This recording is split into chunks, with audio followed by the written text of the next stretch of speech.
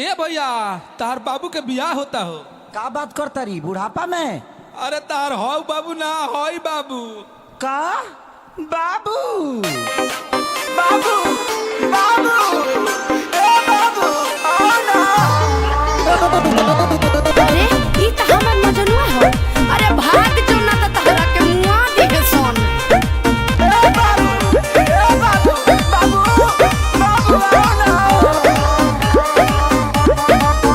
हाँ बहुते प्यारी करिले जानू देख ल सीना फाड़ के अइबू ना तो मर जाइब दो तहवे चियार के। बाबू ना बहुते प्यारी करिले जानू देख ल सीना फाड़ के आवो ना तो मर जाइब दो तहवे चियार के। मेरी शादी में अड़चन लाओ ना। बाबू बाबू अरे का हो? भाई जी थोड़ा धीरे मारिए ना, अभी ताजा ताजा वैक्सीन लिए हैं, बहुत घाव लग रहा है। कुकुर ले खडाट के भगाओ ना। जाओ ना। ए बाबू बहरिया बोना। अरे जाओ ना। ए बाबू बहरिया बोना।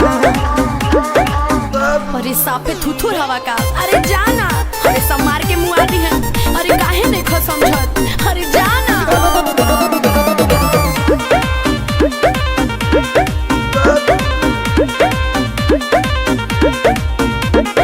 फेसबुक पर देखनी ह शादी के क्लिप के लव के ते धो दे हली गोबर से लिप के। बाबू अरे हदे पिटौल बड़ा यार। भाग भाग भाग हनाता भाई हमर ढाके लती ये दिए बड़े खिसियाई ललूड़ हलो गड़ धके तोहके बनाइए दिए बुझे। देखो माथा मेरा गरम होना। हे बाबू आओ ना। बक भाई से अपना हूँ कवाओ ना। ए बाबू बहरिया ना। ए बाबू बहरिया ना। साफा समझाओ तो नहीं अब की बार हाथ गोड़ कपार सब टूट जाए। अरे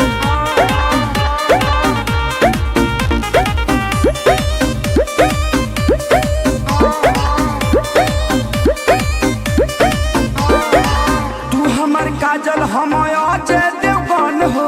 बानर सा दुल्हा कैसे कहलू पसन हो। हमरे दूरी बन के मारत रस बाबू।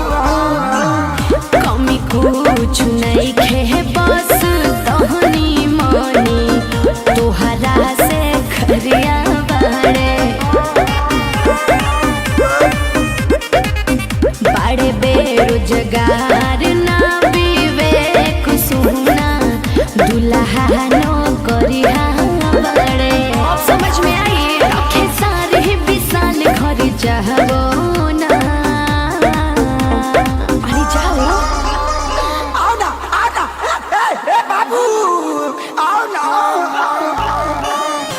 भाई से अपना हूँ कवाओ ना।